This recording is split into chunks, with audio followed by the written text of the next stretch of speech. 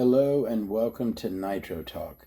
Today we're going to take a look at my Kyosho MP9 TKI2. If you're into nitro engines, vehicles, anything that all do with the nitro side of the RC hobby, I'd really love a like and subscribe. I'd really appreciate it. So, the Kyosho MP9 TKI2. How you know that is a TKI2? The TKI3, the radio boxes were moved to the forward position for the TKI3 and 4. So the TKI2 was the last to have the radio boxes in the rear. So let me tell you how I came across this thing. It's a great story to me. So this is another eBay purchase. 95% of everything I own, Nitro, has been bought off eBay over the last 10 years. I kind of have a quandary, right, when it comes to eBay stuff, right? I love telling y'all all about, where I got stuff and everything. But I'll be straight up with you. I love y'all to death, but I don't want to give you any eBay tips. It's like, making competition for myself. And I don't buy a lot anymore. I do not buy. I buy now and then. Nothing like I used to. I used to have a problem, we'll say. Anyways, but there's tons of eBay buying tutorials out there. If you want to know some tips, get them from somewhere else, because I've honed my eBaying skills over the years. So anyways, let's move past that. The seller, this wasn't so much me being a savvy buyer as much as the seller not knowing what they were doing. This was listed as RC car. That is it. And the title was simply RC car. I don't remember if there was either no description whatsoever or like a sentence. No description whatsoever. This was one of the things where I came in. It was listed at an auction, $200 starting bid, free shipping, right? And I believe I had came in and first saw it. I believe there was a minute and a half left in the auction. So I had about a minute and a half to quickly look it over and make a decision if I wanted to bid, right?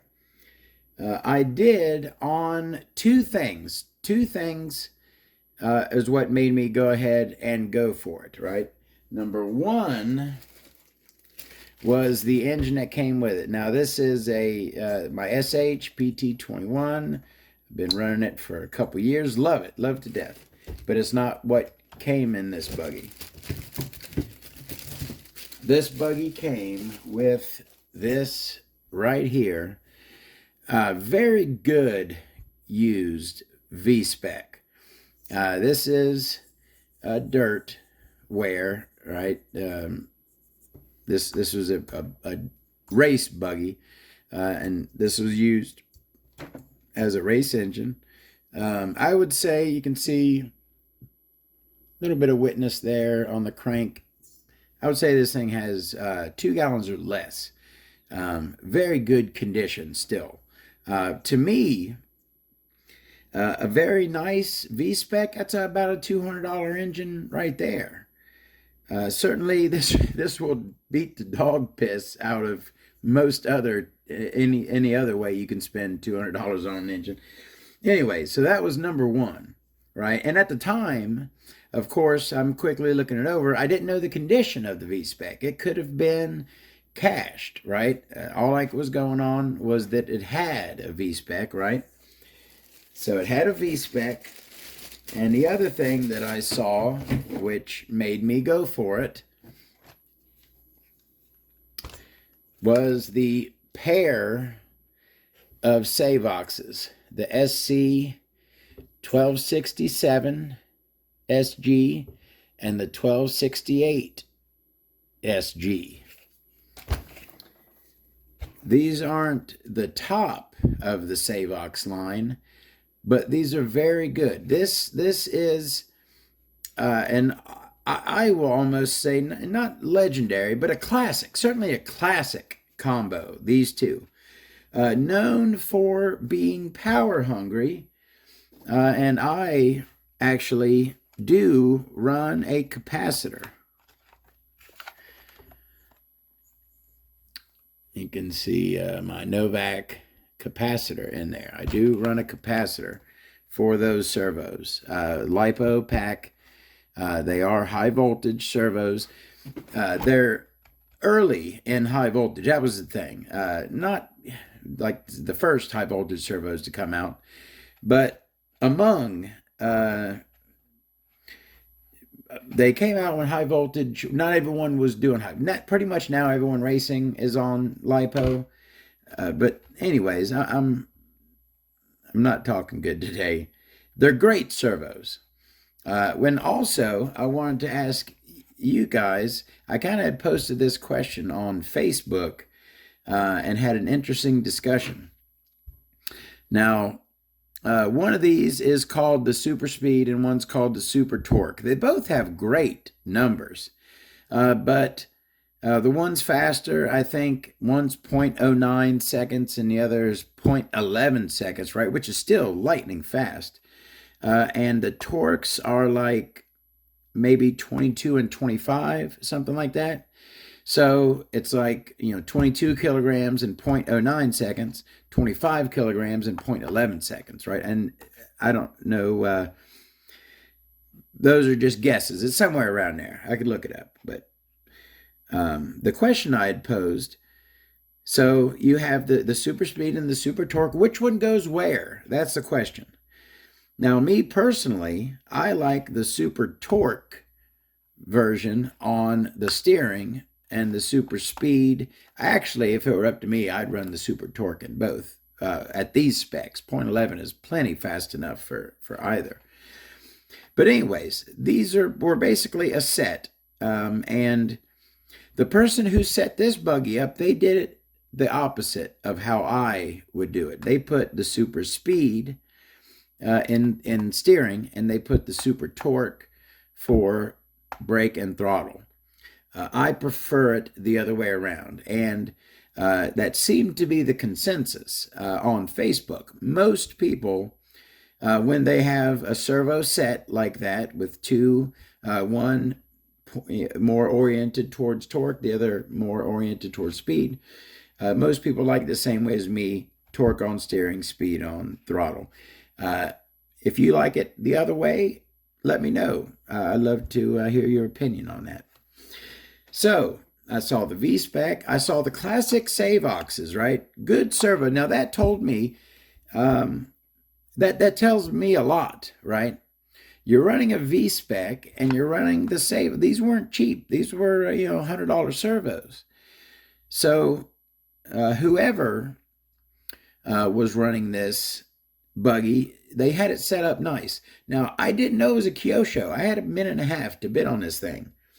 And I was not big. I never had a Kyosho buggy before, a TK series. So I didn't really know. I thought it was a Hot Bodies, to be honest with you. I thought I was buying a Hot Bodies buggy with a V-Spec and the Savox servos, right? And so I took a shot. It looked good. I figured the engine, if the engine at least runs good and the servos work, that's $200 right there, okay? So I took a shot. After I bought it and I had more time to actually look closely at the pictures, I think, what did I see? I think I saw this. It didn't have the air filter on it, right? So I didn't see this Kyosho. But I think I found this Kyosho right here. There you go. In a picture. So I was like, oh, okay, it's a Kyosho. Cool. And then I, did a little research and found that it was the MP9 TKI2. It did not have a body, and that was one of the things. And I paid like $70 for this body, and that was outrageous. But number one, Kyosho parts are outrageous, generally speaking. Number two, I could have got an unpainted body a lot cheaper. But I suck at painting bodies, and I love a factory painted and trimmed body. So I paid like $60, very expensive. I found it ate me up inside, but I went for it. So, anyways, all right. So where are we at? I take the plunge, right? $200 free shipping on eBay, and this was back before they charged tax on everything. When did they start charging tax? Well, it was like a year and a half ago. Before that, it was only within your state. If you were buying within your state, there was still sales tax. Now there's tax on everything, eBay. That sucks. So 2 bills out the door, right? So when after I bought it, I saw it was a Kyosho. So I'm like, I should be doing pretty good. You know what I mean? Anyway, the Kyosho chassis is worth, decent money as it is. So it finally came, right? And I was beyond thrilled to find that not only was the V-Spec in great shape, the servos work brilliantly, right? No issues with those. But it also, I open up the radio box and I find a Futaba receiver, and not the cheapest Futaba receiver either. It's like a mid-level Futaba receiver, and a friggin' transponder. Boom! That's a $90 bill right there. As soon as I opened up and saw that, I'm like, boom! I'm solid gold here. I'm making out like a bandit. So, all right. So I take out the V-Spec because, I didn't have, the last V-Spec I had is kind of beat. And this is a real nice one, so I wanted to keep it nice. So I took it out. I put in my Novarossi rolling into this, right? I had never driven this before. It came in the mail. I took the V-Spec out, put the Novarossi rolling in, hooked up my radio to it. I went to the track just to run it, right? Wasn't aware that it was a race day. They were having a race that day. I said, well, I'm here. I might as well. And on that day, I got my very first podium. Never having driven this car, I didn't even get any warm-up practice. Went right into the race, having never driven the car before. And I got my very first podium. Now, does that mean that this car is better than my Hyper 7? I'm so fighting that. I think, and yes, I'm sure that it's only because I've driven the Hyper 7 for years. I've tuned it exactly how I like it. I'm used to it. I feel that I can get my Hyper 7 around the track just as fast as I can get this around the track. I doubt anyone else can. I'm pretty sure you throw the two into the hands of anyone else, and they're going to turn faster laps with the Kyosho. Anyways, that's enough of the story. Let's take a look. So we're, again, the SC 1267 and 1268 Savox servo pair. Right now I'm running the SH PT21A0 or the PT21XB1, whatever you look at. This is the only vehicle that I am not running my favorite air filter, which is the Traxxas air filter. I run the Traxxas air filter normally with a bent elbow, but it depends. On pretty much all my vehicles, I run the Traxxas air filter. But for whatever reason, I don't think it had one on it when I bought it, but I had the Kyosho filter. So I said, I'll go ahead and put it on there. It has the nice mount for it. It seemed right, so I did it. Now, there's another discussion. Do you wash and reuse your air filters, or do you toss them? Most people at my track toss their air filters. They buy a bag of pre-oiled filters, usually ProTech. A few of my buddies at the track buy that bag of pre-oiled filters, and when their filter gets good and dirty, they chuck it. Now, who are you talking to, though? You're talking to Todd. If you know Todd, Todd is a what's the recycle thing? Reduce. Not reduce, but reuse and recycle. I'm down with that. I don't like to throw away anything that I can reuse. If I can repair, if something's busted, I repair it. Now I don't even know what I was talking about. What was I talking about? Air filters. I wash and reuse my air filters. This Traxxas one here has probably, I actually just the other day, I swapped out one. I had a filter element that was getting really old. So I chucked it and put a brand new filter element in one of my Traxxas filters here. But this one is certainly a used filter, but it is a fully cleaned and oiled filter. There's good arguments for not reusing filters. But I don't know. Is a really big chunk going to stay in there? Is like a sand particle going to stay in there? I clean them out good. I've never had any issues with it, so I'm going to keep doing it. Anyways, I believe that they do, I'm pretty sure that they do make aluminum braces for this. This has plastic chassis braces, front and rear. I've broken a front A-arm on this buggy twice. Now, how many times have I broken a front A-arm on my Hyper 7? And I guarantee if I've got 20 hours driving this thing, I've got 200 driving the Hyper 7. And I've never broken a front A-arm on the Hyper 7. The Hyper 7 is a tank. I mean, it is. Come on now. There's a couple weaknesses. I don't want to get into too much into that.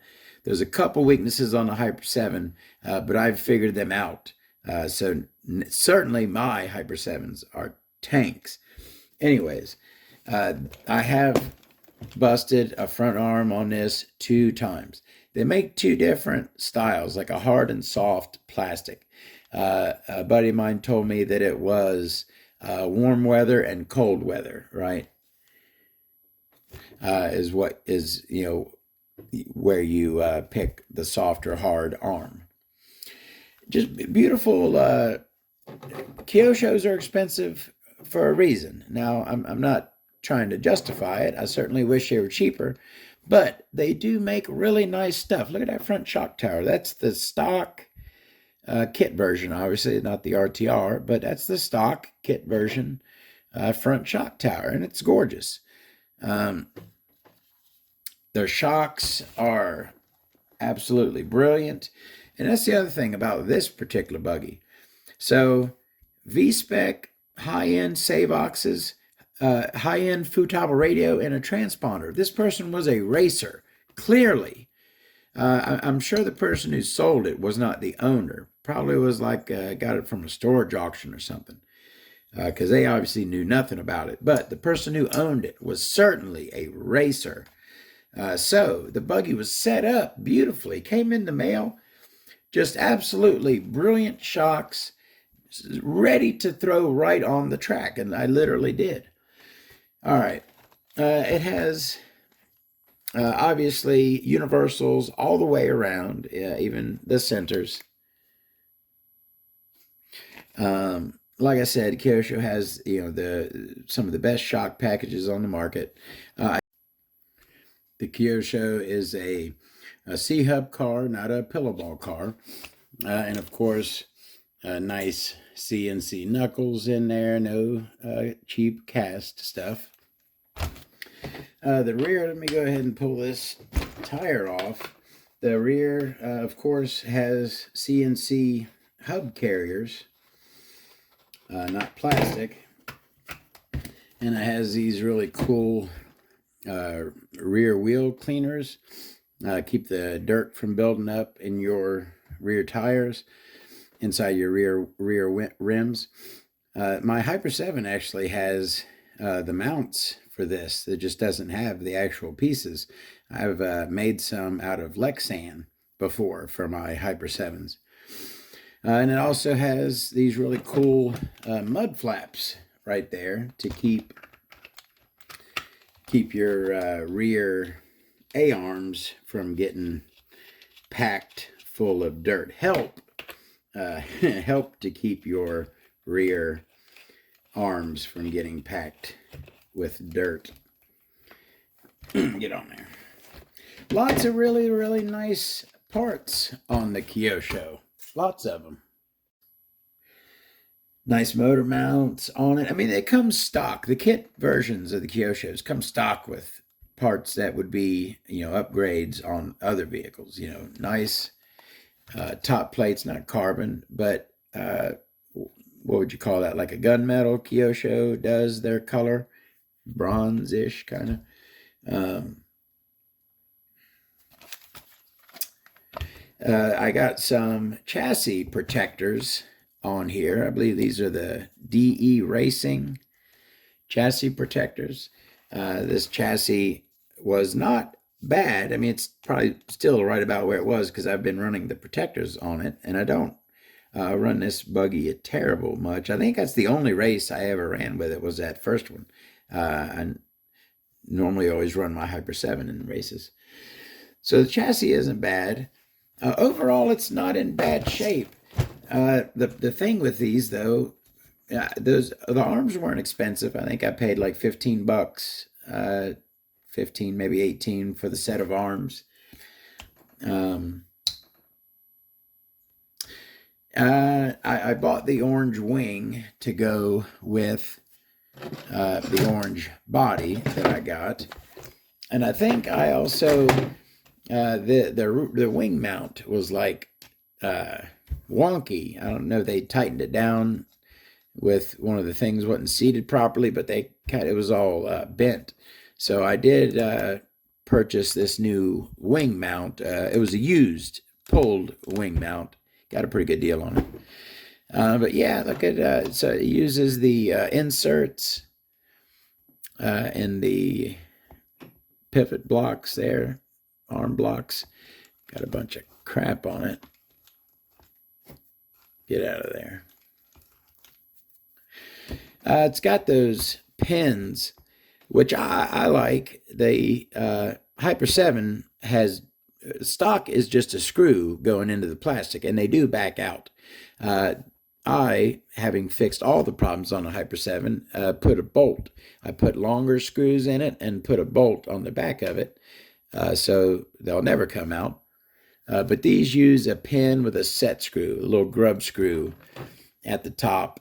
You have to release the grub screw, and then you can pull this pin out there, and then you can take your shock off. Well, it looks like that. Ugh. Dirt. I mean, it's a great chassis. It's still certainly very competitive today. I mean, they've moved far beyond the MP9 TKI2. That's something I don't like. I hate this. I'm going to have to be, look, it's about to come apart. I'm going to have to shoe glue that there pretty soon before it breaks. That's one thing I don't really like about this body is you kind of got to get it through there, and that little thin piece always gets damaged. But it's a very handsome buggy, great looking buggy, and great on the track. It's a pleasure to drive. I got the 2035 pipe in there. Well, that's a look at my Kyosho MP9 TKI2. Thank you very, very much for watching. More nitro videos coming up. We'll see you then. Y'all have a great day.